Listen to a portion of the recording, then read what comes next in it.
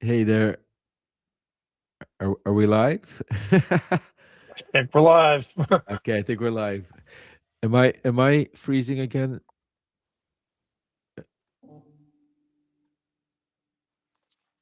Am I am I free? Oh no, I think I'm good. Okay.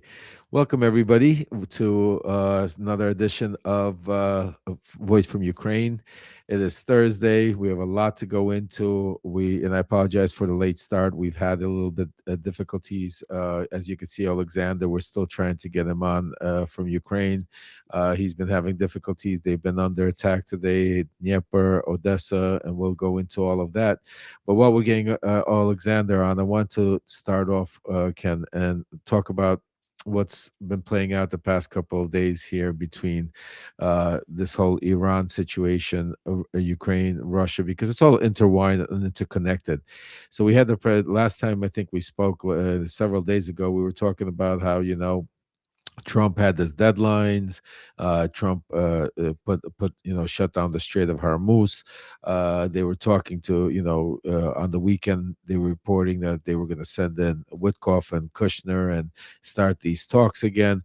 And now all of a sudden, instead of all of that happening, we have the Iran leadership, traveling to meet with Vladimir Putin. They wouldn't even meet with the Americans. Just think about it. They would meet in a separate room, but literally traveling to meet with Putin in the Kremlin to get orders to be able to see what to do next. While Trump is now coming out and saying, "Oh, this could go on for as long as it needs to go on." Yeah, it's bad. And you've heard Trump comparing this to Vietnam and complaining that the media is not giving him enough time or enough credit. He's compared it to World War II. This, of course, after he said this would last a couple weeks. It is not going to last a couple of weeks. Anybody who knows this region, anybody who knows the uncertainties that this kind of conflict injects into decision making knows that it wasn't going to be this simple. And look, as a junior lieutenant 20 years ago, flying missions over the Strait of Hormuz, even I knew, because everybody knew that that was going to be the first move of the Iranian military and the IRGC. And sure enough, they played that card, and it turns out to be a weapon of mass economic destruction. And they've demonstrated their ability to use it. They really hold the cards now. And I will all but guarantee you that they can weather more economic pain than we can. In some sense, Oh, this is going to absolutely. be a waiting game. Who breaks first? The problem when you're dealing with a regime like Iran's is they do not care about their people. They do not care about public opinion. They do not care how many people suffer or are killed. As we saw after the uprising in January, they killed tens of thousands of their own citizens. Why do we think economic pressure is going to have the same effect on them that it has on Americans who are rightly complaining about $5 gas? Oh, absolutely. I mean, I don't want to use the word spoiled as a bad way, but we are spoiled compared to other countries in the world. I mean, they don't, like you said, they don't care about if they even have oil or gas in their country. They don't care if they have to drink tea and, like, Malcolm Nance says, and sit out there and wait out, because it's a different way of thinking. We hear all of a sudden, if our television goes down for an hour, or if our internet, if we can't get to our phones, or Wi-Fi all of a sudden is not working for 5-10 minutes, all of a sudden we start panicking, we start having a heart attack. So yeah, especially when our gas prices are going up, because we have bills to pay. Most of these countries don't have the Yeah. same criteria as we do. Hey, Alexander, I I know. apologize. No, My internet's Oh, going good. nuts. Nothing works. you don't have to. We were just talking. This is exactly what we were just talking about with Ken, about All Iran of us. and I have three providers, and they're all acting up. So there is a reason for that. yeah. Well, it could be where you're located, Alexander. That could be a reason why it's happening. So, how you been, my brother? We were just, me and Ken were just starting off, and we were talking about this whole meeting that took place in the Kremlin, between the IRGC leadership, the Iran leadership, and what they were meeting. So I have a little scoop to tell you guys, to share with our audience, and that some of my sources have been telling me, guys, is that part of that. So yesterday, Trump had a call with Putin for over an hour and a half, or an hour and a half call. So What would they talk about? well, I'll tell you. I'll tell you. So I don't have the scoop of what everything they spoke about, but I do have a little scoop. The one thing they just spoke about for a while, and this is interesting. Both Alex and Ken, I would like to get your thought on it. Is so what I'm hearing is, first of all, from a source in Russia, I was told that the May 9th is the victory parade coming up for Russia, and I'm being told that because of all of the losses on they're having military wise, forget about people wise, military wise, and equipment wise, on during the war, that this year they're not even going to be really having any military equipment, which is a huge, not, for them, as a symbol of, that's what Trump loved about part of their whole, victory parade, is they showcase all their military. But I'm hearing, because of the war, A, they're having a shortness of military. B, part of the conversation, a long part of it, was to use a distraction of supposed Trump wants to do a peace deal, and Putin is willing to listen to Trump. This is Putin proposing it. So for Trump to look good, like he got some kind of peace deal, and Putin will agree to it, but they'll agree to it only for a few days during the May 9th victory parade. Just like they did last year. Remember last year, the same exact thing happened. It feels like it was yesterday, literally. And last year, guess who was at the parade? Maduro was there. You had Xi there. You had, Maduro's not there. He's in a different place. But I'm just saying to you. So this year, I'm hearing that they're so scared, Russia, that with the attacks, that the Ukrainians and the drones, that they could really mess up the parade, because they're understanding that Trump doesn't have the same control over Zelensky, over NATO, over, it's now starting to hit back a little bit. Who wants to go first with that one? Go ahead. Well, go ahead, Alexander. I'm gonna first of all, hello everybody. This is Alex, voice from Ukraine, from Kiev, from Ukraine. Like I said before, sometimes my connection is even better than Europe, and sometimes everything just goes nuts. Like I said, I have 3 providers, and they all 3 went down. I mean, the signal is up, but the connection is not. So anyway, as far as the parade goes, first of all, from my sources, Feso is the only European leader that goes there, after being denied by Poland, Slovakia, and a bunch of other countries to let him fly through. So I guess he finally found a way. Second of all, the parade is, they are afraid that during the parade, even if they do put something out, that the drones can hit the equipment.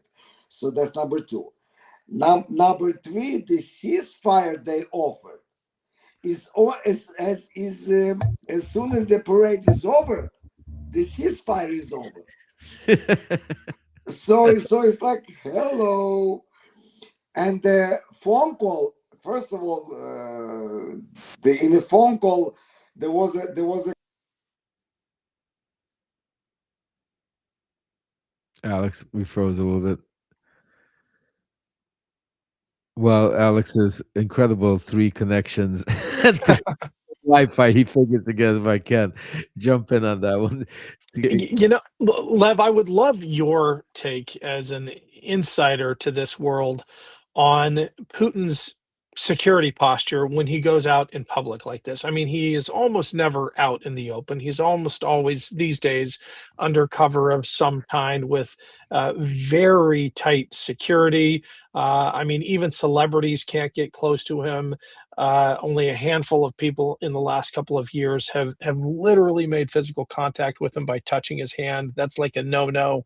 You're risking your life if you extend your hand just to shake Vladimir Putin's hand. And I'm wondering, in a situation like this, what the policy is. Do you believe the chatter around his body doubles and the idea that for events like this, they may actually put someone else out there? I'm not normally prone to conspiracy theories, but Russia is a whole different ball game, and I actually wouldn't be surprised at all if there's more than one Putin floating around out there, especially for an occasion such as this. I mean, great question, and I'll break it up in a couple. So, definitely several body doubles. I could tell you for a fact, Okay. knowing that just from being around that world, and put it this way, Putin's number four guy, Farhad Akhmedov, was here, and I was introducing him to Trump's world. So, pretty close to that world, have lots of connection there. And I could tell you, after COVID, especially, he went a little bit when it came to meeting Mm, and people, and there was more body doubles that were produced during that time frame because he wouldn't have anybody even next to him.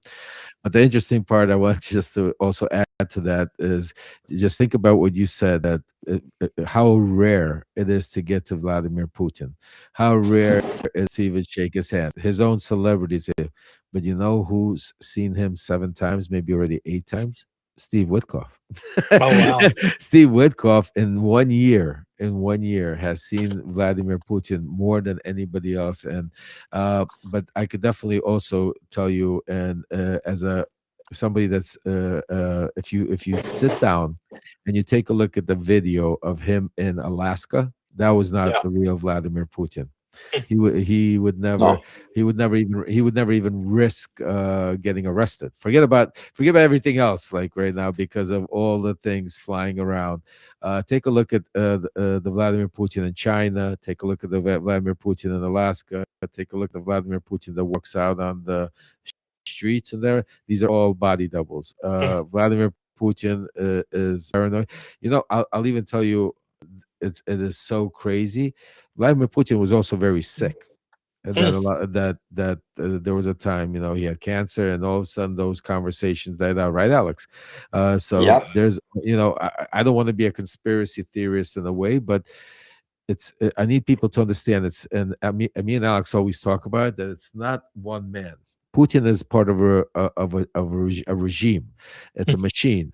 So even if, let's say, I'll give you an example, Putin was to die tomorrow, they could keep up the perception for a very long time because of the way the KGB, because of the body doubles, because I mean the FSB, because of the way it's been already going for such a long time, if they needed to. So that's why when it comes to propaganda machine, there's nobody more powerful and stronger when it comes to Russia, when they the way they play it. So definitely body doubles. Can't tell you if he's even alive or not. That's how crazy it is. But definitely body doubles. Definitely they have. wow. And if you do some, if you ever have some time, Ken, and you really take a look, and you just sit down and you just take a look, and you will see. I mean, it's not I him. mean, it's not him. Yeah, that 100%. Go ahead, Alex. Uh, I'm sorry. but it's not only that. It's like the root from my sources is there are three towers, three clans more or less that they control, and one of them has access to it. And some sources swear that he's in the freezer a long time ago and just waiting for the right moment to use him as an scapegoat.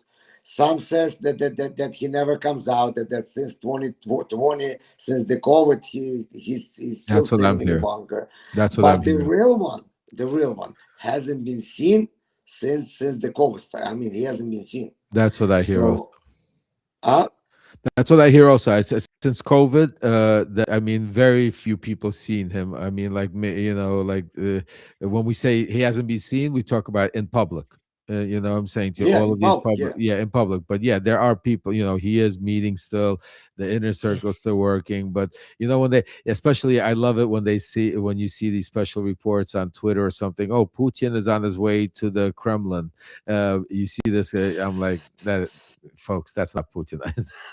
No. He is. There's no way. Whenever it's, that's where a lot of I think where why Trump fits into this. Where he fits into this dictatorship role, not because he actually knows how to be a dictator or run a authoritarian, but he knows how to play the role, like the act, like they know. And part of it is propaganda, by using the information, by lying to the people, by confusing him, by throwing so much out there.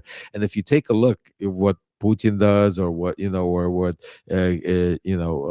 Kim Jong Un does in his country, or these dictators about South America. I mean, it's same routine. I mean, it's they're not reinventing the wheel.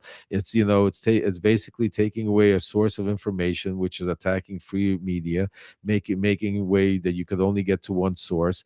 And if you hear something long enough, and that's why I talk about when people say, "Love," how do you differentiate? Like, why was it a cult?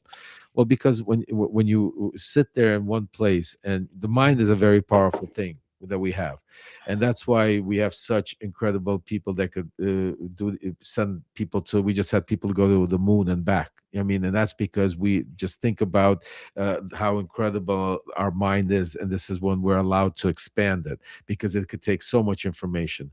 But if you do the opposite, and that's why if you put blinders on, and if you walk into a room and all you talk about is this is white, and this is this, and this is this, eventually your mind works the other way, and it starts making you believe those things are so powerful that and that's what the cultism is. And so when you walk in and you're constantly hearing Trump, Fox News, all of these pundits say the same thing over and over, and you don't have another source of information, or you decide not to, eventually you become that brainwashed, and that is the routine they use. And that's why they don't. That's why nobody understands what the truth is, because he constantly lies.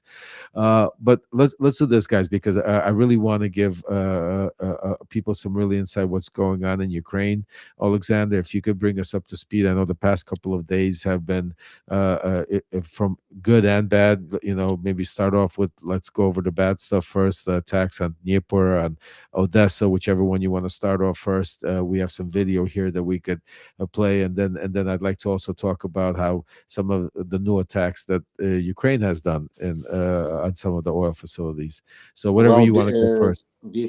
before you were talking about, I will switch right to it in a second. This last Tuesday we talked about the danger of war in Europe and everything else, and oil. And today, officially already, there was his name, the drunk. Well, the drunk went on TV, Medvedev, and he Which one? was I was gonna say contradicting. Hexag. I No, was no, gonna no, say that which not one the of ours Russian, were. Russian drunk, not We American. have because we have said we have Uh, Patel, Hexag, Janine Pierre. Just Different think one, about how many. Medvedev, the bear, the bear. So he went up today and says, yeah, he says the SVO needs to be finished, but the reasons why SVO is not completed yet, why it's having difficulties, have to be dealt with. Just listen to this. And we're not planning to fight with Europe or anybody, but the missiles are coming from there, the help is coming from there. So I think the war with Europe is inevitable. That was his speech. And also he says, and we have the right to go anywhere, wherever we have Russian speaking people. He underlined it again. We have the right to go and protect them. So this is not a good I thing. want to. I And want I'll to. tell you why it's happening. Before you go, why it's happening, Because they, Alex? Alex, before I again, go. as a strength of Okay. weakness, you have some videos. As a strength of weakness, there were over 200 targets again last night. And they hit Odessa. They hit Odessa, I mean, in a cowardly way. They hit municipal buildings where people live, the kindergarten. There's like almost 18 people that we know of up to date hurt, Uh, but they uh, still take. Huh? I was gonna say, can you, if you could just hold that thought, and I don't want to interrupt you because I want to go into the video of Odessa, but I want to Yes, ask, please. I want to ask Ken this important question because what Yeah. you said, I think, is extremely important. You said, that, and I also believe, and I hear from sources that eventually there will be an attack on a European country, like either a Baltic country or European, Yeah. a NATO country, non-NATO country, but there will be an attack. What happens? I mean, like Ken, what is now that we have NATO and all this array, and I mean, obviously, United States is, I mean, happening this. What happens if he does attack? Like, what are some of the options that could play out? Well, there have already been incursions that we know about when Russian drones overflew Polish territory. They've overflown some of the Baltic states as well. This was last year. And those were not accidental overflights. Those were probing missions, both probing the air defenses of those countries and testing the resolve of NATO to fight back. I think that's something that people need to understand about Russia and Putin. A lot of these provocations aren't just military, they're diplomatic. They're trying to see how much they can get away with. And so they've done overflights of NATO territory to see if we'll push back, to see if the US will register any objection. And the objection came almost entirely from the European countries. And they are preparing for exactly what you're describing, Lev. I mean, if you've been to the border of any one of these Baltic states with Russia, it looks like something out of a World War I battlefield. There are dragon's teeth and barbed wire and trenches. They are ready for what they are afraid is coming. And I mean, the options are are limited, but I think the Europeans are finally getting very serious. And I say that because they are seriously now weighing how to defend themselves without American support. They are turning to the Ukrainians for advice on how to That's right. fend off Russian drones. They are investing more in defense than they ever have. I mean, you have some examples of percentage of GDP spending approaching 5%. It's over 3% in European countries now, which is above the NATO target. They are getting ready for this next phase, and I think it's almost inevitable in the sense that Putin has built a wartime economy that absolutely depends on this kind of conflict. They don't really have anything else economically. They don't produce anything except for weapons, infantry, and gas. I mean, Russia is an army with a gas station or a gas station with an army. That's all it is these days, and it has to fight. Now the challenge for us is can we keep that fight to Ukraine and pin them down and beat Russia before it takes that next step and invades another Baltic or neighboring country? I think the Ukrainians are doing a heck of a job of weakening Russia so that it cannot threaten those neighboring countries, but it has every intention of doing that, which it has stated now openly. Ukraine was just going to be step one, always was. Lev, No, I'm sorry. Can I add no, something to what continue. Ken just said? Absolutely. Go ahead, Alex. Absolutely. Ken, I agree 100% with what you're saying, and I've seen it on the show. I mean, I've seen what you're talking. This is exactly what's going on. But it's like in that story, Cry Wolf. You know the Cry Mm, Wolf, and The boy that cries wolf. yep. well, I'll tell. But this is a little reverse. I'll explain to you why. Uh, over the years, there is an algorithm. If I can talk to Italians, I can talk to Germans, I can talk to Polish, I can talk to a lot of different people. And if I ask them a question, what happens if Russia attacks Europe? What is NATO gonna do? And you know what everybody answers? Nothing. Mm, Everybody will say nothing. Like always, they're gonna talk, they're gonna complain, they're gonna yeah. I believe the algorithm is changing 100%, and I believe that the Europe is a different animal today. But Russia is so used to that no matter what they do, NATO does nothing. They attacked Ukraine, that so many countries signed to protect, and nobody even lifted a finger except give some money, give some weapons to fight. So Russia believes that NATO is not going to do nothing, and the reason that this is my speed up, because I'm in today's report, I'm going to tell you what Ukraine is doing, and I believe that the Russians are a little bit rushed, because if they wait a little longer, they won't have nothing left to attack with, because they are it's like you have a branch, and the Ukrainians are taking leaf by leaf. So pretty soon it's nothing but a stick.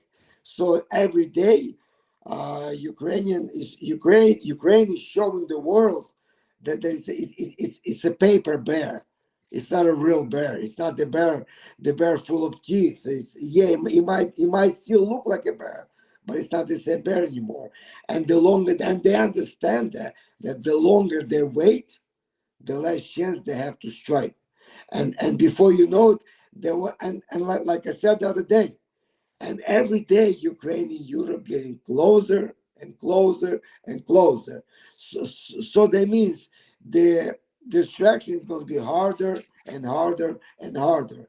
And at the same time, they at the standstill in the war against Ukraine. They cannot move forward. They in the past week they tried to push in every direction, and they got on guts. They didn't go anywhere. So right, so of course, when That you was a have a little pressure Italian. building, I think when you have Ungat a is a little country that's Italian. complaining, when you have oligarchs, when you have people are speaking out against Putin already. So when all this is happening, time is of the essence for them. So that's what I said on Tuesday. I say it scares me, because when как будет крыса, Лёва? Rat. Right. When a rat is pushed in the corner, it jumps on a human. So that's I believe what's happening. Anyway, go ahead. I'm sorry. No, I think it's a perfect segment. Why don't we put in Nick? Can you show us the attacks on Perm, and Alex, if you could tell, this is Yeah. exactly what you were talking Oh yeah. about. Oh no. I'm gonna read you the pieces from it. I mean, it's the exact list of it. Okay. Well, this is. Go ahead, Alex. Why don't you explain to us what we're watching here? Okay. Go ahead, Nick. Yeah, Ukraine is our commander, the drone commander. He says what we're doing right now. He says the only way you can swim through the waters is you have to send the ship that will crack the ice and make the path. So what they're doing is every day, at least 200 drones flying out there, and they're making a path. And when they're making a path, like last night, see this? This is everywhere. So Ukrainian forces strike Russian air defense system, ammunition depots, and drone control points. This Nick, is do you have not that drone? already. This is not just the oil. So they are taking apart the defenses one by one, and this kind of scared me. The General Staff of the Armed Forces of Ukraine reported that successful strikes were on Russian military over the past day and night, both in occupied territories and inside Russia. So this is like along the report's targets were radar station, air defense command post, ground radar interceptor. So those are the surface to air missile system, ammunition depot, drone command and control points, and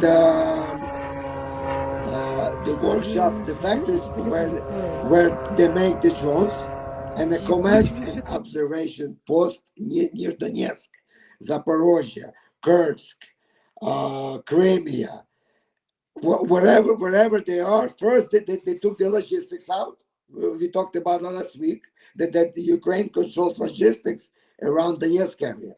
So this is like almost blockade, and now they're taking down the defenses. And I believe yesterday our missiles went all the way up as well. I mean, we're talking about almost 2,000 kilometers. And our president says this is just the beginning. We're going to go a lot further.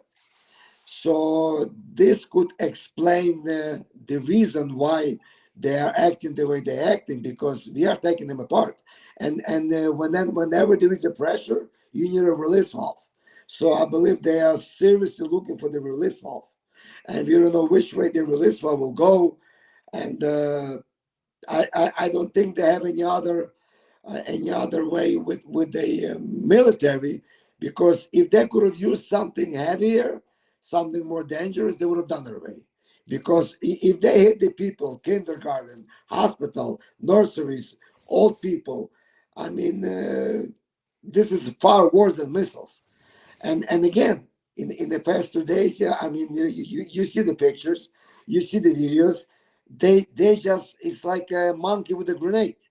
They throw the Well, grenade let's wherever it well, falls. well, let's go video. You're going into let's. I know you got a lot to talk about. Let's take a step back. Let's talk about the video that we're just playing right near, Alex. What are we watching right here? This video right here. We're seeing a drone. This is basically your what you were saying to us is the Ukrainians are. This is a Ukrainian drone hitting a facility, a perm facility in Moscow, which Yes, is, and then yes.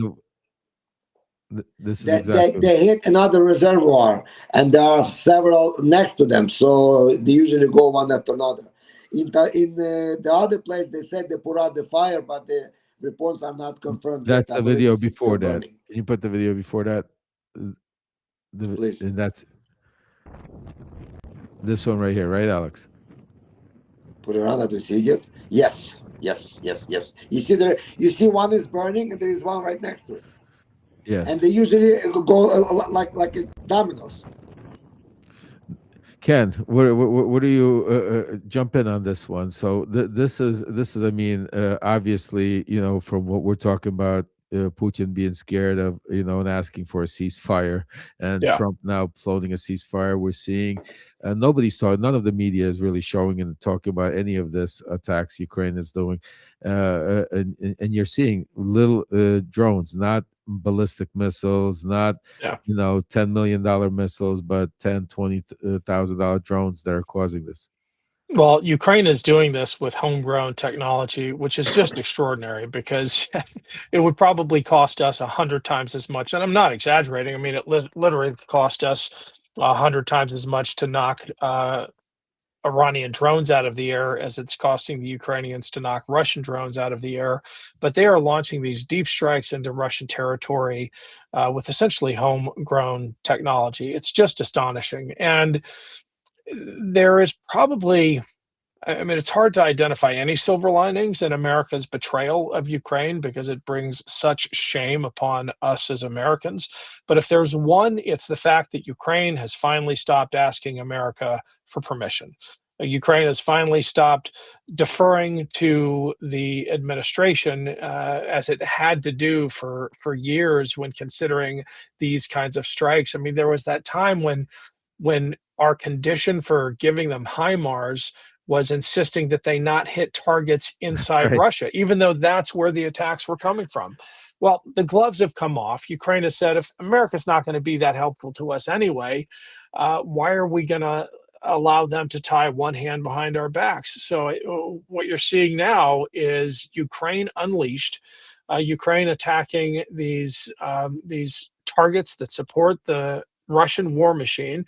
We need to point that out as well. While Russia is attacking daycare centers and Yep. apartment buildings and things like that, Ukraine is going after the infrastructure that powers the Russian war machine. It is not targeting apartment buildings. And Russia is feeling the hit, even though oil is at historic highs. Russia is still losing money because of Ukraine's attacks on its infrastructure. I mean, overall, we'll see how America's war against Iran factors into the Russia-Ukraine war. It's a strategic mistake for the United States, but it might not be as much of a help to Russia as we feared because Ukraine is just taking the gloves off and hitting everything it can.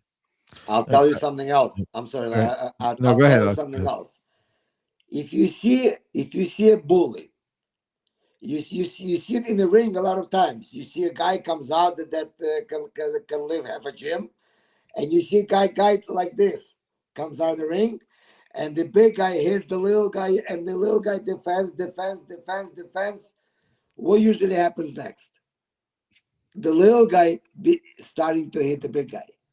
And it's only a matter of time. But when your defense becomes successful, and with your defense, you're starting to hurt the offense, what happens next? You go on the offense. I And love I your think they're analogy. afraid of them more than anything. I love your analogies, Alex. No, I agree with you. It's it's definitely fighting back on a bully. But I want to. I think it's a good segment for us to switch into, because what Ken said is extremely important. What you've been saying all the time. We just watched the video you just saw there, folks. Is strategic attacks. Ukraine using strategic attacks on attacking. What did you see? Gas facilities, oil facilities. You didn't see people burning.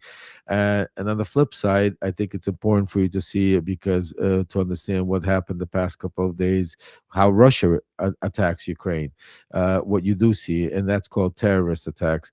If you could play, let's do the Donetsk first videos. If you could play them, and then we'll talk about that, and then we'll get to the Odessa one. But I want to show you the difference in what we've seen warfare, where we're attacking, oil facilities, and this is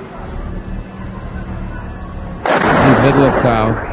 The middle of town, you saw Iranian jihad while people are walking. Just hit that. There's a video there also. Just false. Yeah. No, we have more video we're gonna show. So play There the you next go. clip. Play the next clip.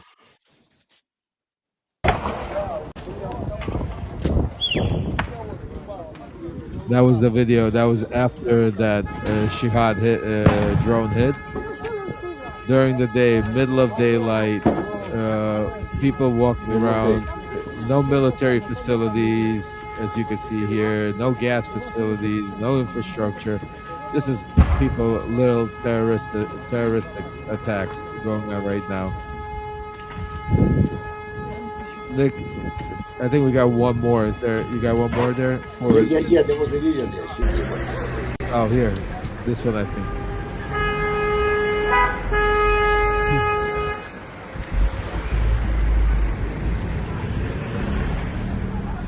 Look at the fire in the back there after the explosion.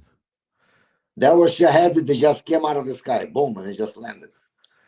And then Alex, give us an update on how many injured, or Dnieper. Well, in Dnieper, this is like now people are not used to it, but this is unexpected because they are so close. And I believe that there's about 7 people in the hospital, and there is some injuries. But I want to say something, that whenever we report the news, or we follow the news that Ukraine makes the strategic hits inside Russia, there are never reports of casualties. There are only reports that they even take pictures that's not far away from people don't get hurt. There are no reports.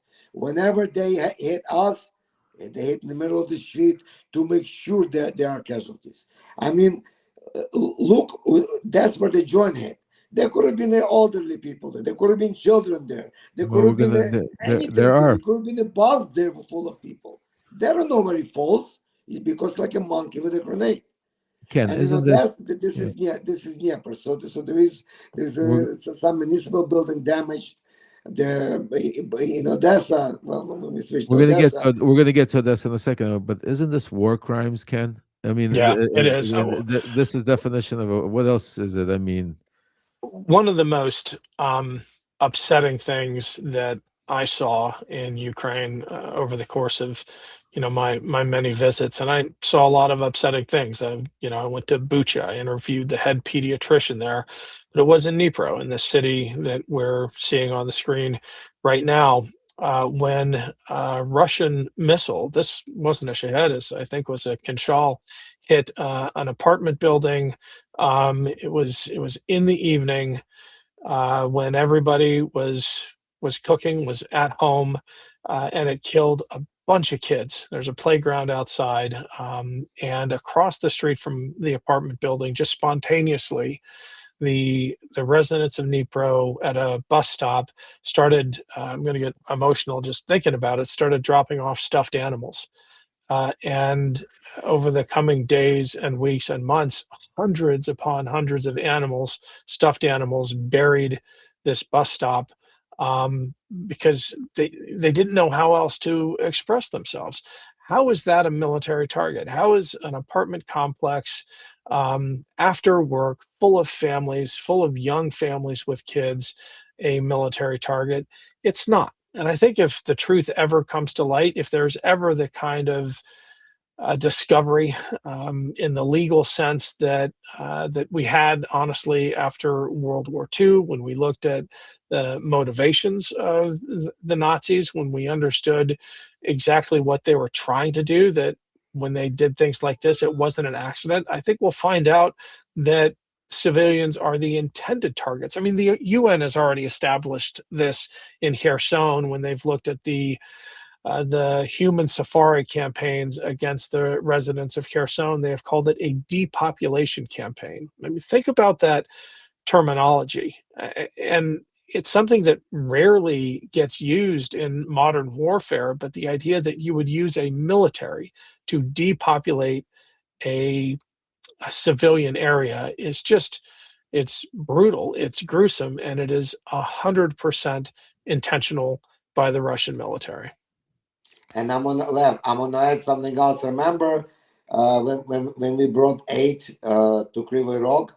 Hmm. Remember in Kryvyi Rog, I was at the place. We even had a live from there, where there was a building, huge 50-story building. I mean, big building, and also Kinjal hit the building, and right across was the playground.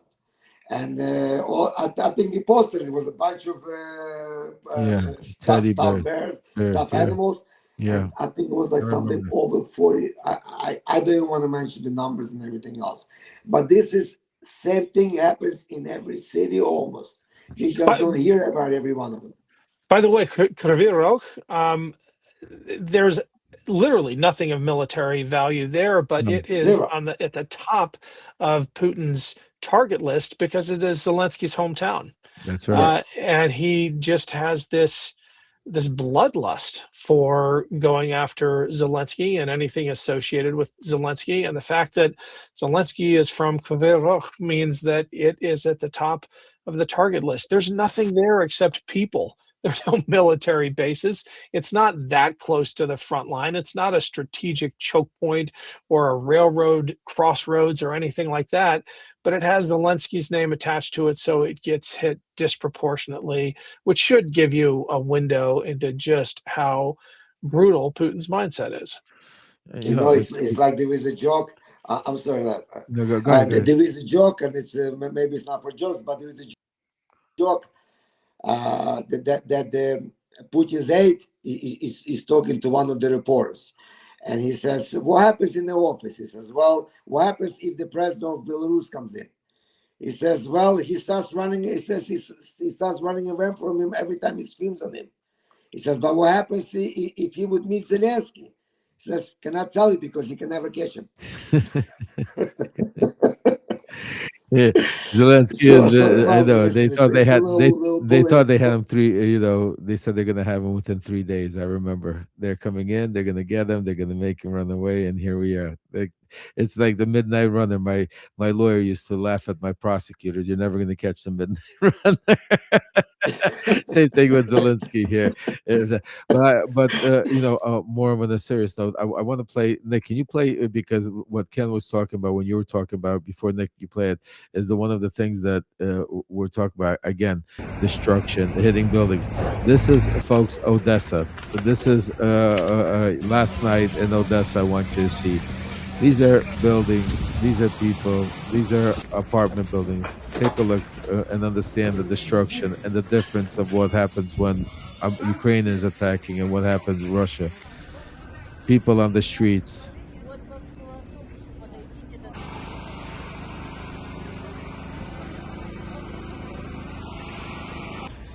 Civilians, all all civilians. civilians. Look at this. Kids. Kindergarten left. They hit That's right. kindergarten. They're gonna show. We're gonna. I think we have video of that right now. Apartment building.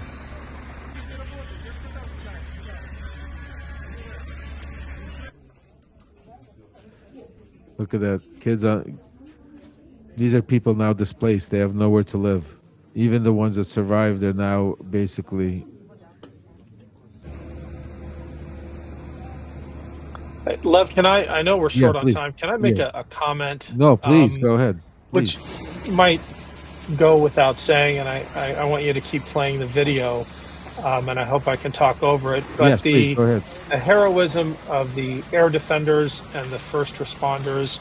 The Russians have a tactic of a double tap strike in which they try to kill the emergency responders. So they'll hit an apartment building, they'll wait till the rescue crews are there, the fire crews are there, and then they'll hit it again. And these guys know it. These men and women who are responding to these disasters know it, and they still rush to the sound of the screams, and they rush into the flames knowing they could be the next target. But the other thing that I've seen close up, and that I don't think we talk about enough, is the heroism of the defenders. I was with an anti-drone gun crew on the outskirts of Odessa just a few months ago, as they were preparing to engage a barrage of drones and missiles coming into their city. And the surreal thing about it was watching the explosions work their way up the coast, because this was a raid launched from Crimea, and the Shaheeds would hit their targets progressively, getting closer and closer and closer. And at one point, one of the gun crew members got a text saying that his neighborhood was hit farther down the coast, and he had to compartmentalize. That's what we call it in the military. He had to bury and Mm, suppress his fear and his anxiety. He didn't know if his family was alive, because his job that night was defending other families. wow. And they had a few minutes before that wave of Shaheeds got to our position. It turns out his family was safe. He was able to call them after he did his job that night. But the terror of watching those Shaheeds approach, watching them hit civilian communities all along the coast until they got to Odessa, and then probably a 30-second engagement. You wait all night as you track these Shaheeds coming into your position, and then the engagement itself is just a matter of seconds, because they're moving fast, and you have to get them before they cross your position, or they're going to do what we're seeing on the screen right now. I know, and it's and the crazy part, the one thing you said, I want to just mention. I mean, the heroism. It's like, we talk about when we had 9/11, when we had our, firefighters running in, not running out, trying to save, even though the buildings were falling down, and we remember them every day. It's same thing here. I mean, the double tap that is not spoken about as much as it should be, but these heroic firefighters, emergency personnel, ambulances are going in there, and while they're going in there, the terroristic attack by Putin, and that's what we're talking about. Is again, these are not facilities. Not only are they hitting these facilities, but then they're double tapping and hitting, killing emergency personnel, and that's what it's called, terroristic attacks. It's not, and you saw the difference, And if you can, just quickly play the video again, just to show the Ukrainian attack on the facility, if you may, if you could show us the difference, what we're seeing again, just to show this the other one, the one where the drone is hitting. Yeah, see, you don't see people running around there, you don't see kids crying, you don't see houses.